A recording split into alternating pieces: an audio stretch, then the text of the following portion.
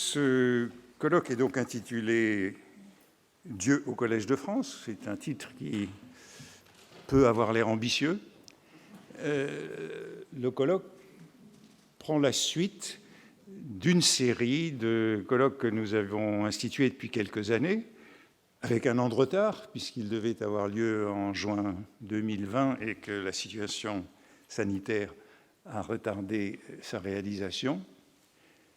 Il prend donc la suite d'une série de colloques que nous avions organisés depuis 5 ans dans le cadre de cette recherche sur l'histoire des disciplines enseignées au Collège de France et à travers ce poste d'observation du Collège de France dans le haut enseignement français, parisien et international.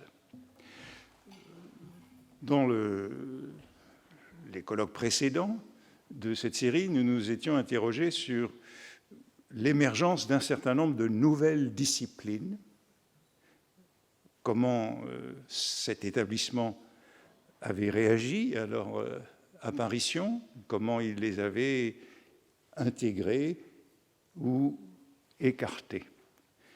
Les colloques successifs avaient donc porté sur Freud au Collège de France, Darwin, Einstein et Durkheim. Et les modèles étaient très différents, puisque dans certains cas, comme celui d'Einstein, la nouvelle physique de la relativité restreinte puis générale avait été très vite introduite au Collège de France grâce à Paul Langevin, qui était lié à Einstein dès le début du XXe siècle. En revanche, dans le cas du darwinisme, le Collège de France n'avait pas été précurseur et le haut enseignement français, en général, avait résisté à la théorie de l'évolution de Darwin. Dans le cas de Durkheim, la sociologie a mis beaucoup de temps à trouver sa place dans cette institution, de même que l'anthropologie. Ces nouvelles sciences sociales ont dû s'y reprendre à plusieurs fois avant de trouver une place, puisque c'est seulement Marcel Mauss, après plusieurs échecs, qui représentera la sociologie, et Durkheim ira, pendant ce temps-là, à la Sorbonne.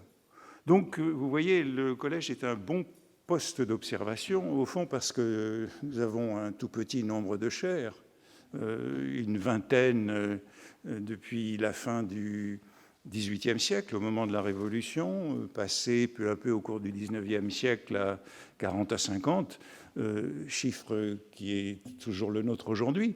Et au fond, c'est un jeu à somme nulle. Quand on introduit une nouvelle matière, il faut en écarter une autre, ce qui ne rend pas facile les circonstances. Et c'est donc, au fond, beaucoup plus difficile que dans les universités et les organismes de recherche qui ont pu s'agrandir dans des proportions sans commune mesure avec ce qui a lieu ici. Alors, après ces 4 colloques, nous étions demandés, avec Céline Surprenant, qui doit être là, et qui depuis le début de ses recherches sur le passage des disciplines, a été vraiment l'instrument de ces travaux, nous nous étions demandé s'il fallait compléter avec Marx, puisque c'est un des grands discours introduits vers la même période.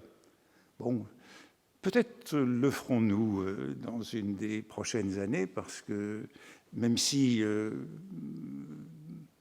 je crois qu'à aucun moment les théories de Marx n'ont véritablement été enseignées au collège, ce serait tout de même l'occasion de se demander les rapports du collège avec l'économie, avec l'économie libérale au XIXe siècle, qui a été très fortement représentée ici, et avec différents courants de l'économie au XXe siècle et au XXIe siècle. Je n'ai donc pas du tout renoncé à l'idée d'un Marx au Collège de France que je crois que nous ferons, qu'il faudrait faire. Mais Dieu. Alors évidemment, Dieu n'est pas une nouvelle discipline au XIXe siècle. Nous avions repris l'expression de Michel Foucault pour qualifier ces inventeurs de discursivité. C'est comme ça qu'il qualifiait Darwin, Freud, Nietzsche ou Marx, inventeurs non seulement de nouveaux discours, mais d'un nouveau continent discursif, d'une nouvelle épistémée, comme il disait, et donc c'est pour ça que c'est non représenté beaucoup plus qu'un auteur singulier. Alors Dieu, bien entendu, il est beaucoup plus ancien comme inventeur de discursivité. Il n'en reste pas moins qu'il me semble qu'on peut s'interroger d'une manière tout à fait conforme à ce que nous avons fait dans les colloques précédents sur la science de Dieu, sur la science des religions et sur la manière dont le collège, à différents moments de son histoire, et à travers le collège, l'université, le haut enseignement en général, la vie des idées, a fait sa place à une science des religions.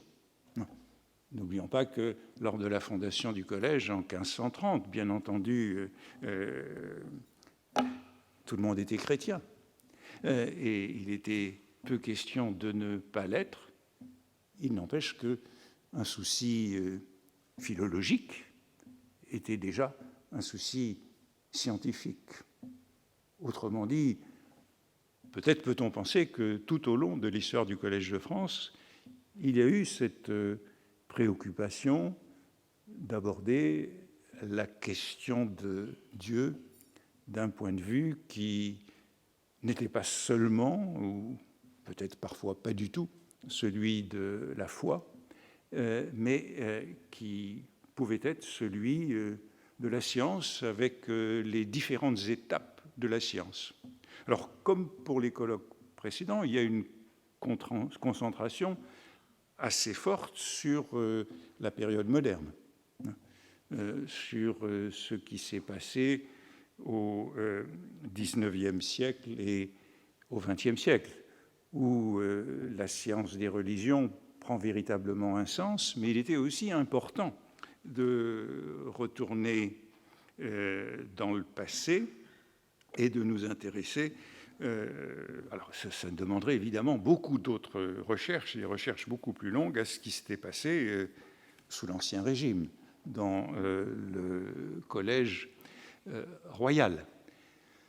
Et puis, peut-être aussi de se demander comment le collège avait accueilli d'autres religions que la religion du Royaume de France, aussi bien sous l'Ancien Régime que par la suite, d'où un certain nombre de communications que nous avons prévues sur la présence de protestants comme de la science du judaïsme dans le cadre du Collège de France. Malheureusement, nous avons peu de communications sur les catholiques eux-mêmes au Collège de France. On s'intéresse plus aujourd'hui aux minorités qu'aux majorités, et je regrette que finalement nous ayons eu peu de choses sur l'influence catholique au collège dans ce programme. Puis j'ai pensé, en préparant ce que je dirai moi-même demain, où j'essaierai de faire quelques sondages sur des moments de cette influence catholique forte, j'ai pensé qu'il y avait aussi un point que nous avions négligé, qui était la franc-maçonnerie. La présence très forte de la franc-maçonnerie à certains moments de l'histoire du Collège de France, en particulier à la fin du XVIIIe siècle. Et peut-être que ça montre qu'il y aurait encore beaucoup d'autres choses à faire sur cette présence ou absence de Dieu au Collège de France. Je suis content que le colloque ait pu être retardé jusqu'au mois de juin, puisque nous avons le droit d'avoir un public et donc un colloque physique et non seulement virtuel, alors que nous avons passé toute l'année derrière des écrans. Et ça a provoqué un certain nombre de petits changements de dernière minute dans le programme qui l'ont compliqué, mais en gros, il correspond à ce qui vous a été distribué. Alors, je voudrais juste signaler, puisqu'on m'a demandé de le faire, que dans le titre de Paul Petitier, qui parlera cet après-midi à 2h, il faut ajouter qu'il s'agit de Michelet.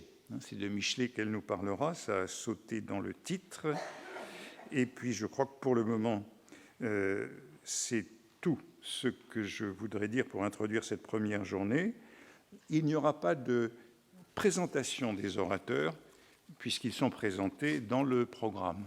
Vous avez une notice biographique sur tous les orateurs, ce qui nous permet d'économiser un peu de temps afin de le consacrer aux discussions après les communications. Je crois que je n'oublie rien. Et non, c'est bon. Et donc, je donne tout de suite la parole à Thomas Remer, professeur au Collège de France, actuellement notre administrateur, pour parler des études bibliques au Collège de France, le cas de Jean Astruc, un médecin invente l'exégèse historico-critique, qui correspond exactement à la présentation que je faisais, l'introduction d'un point de vue scientifique.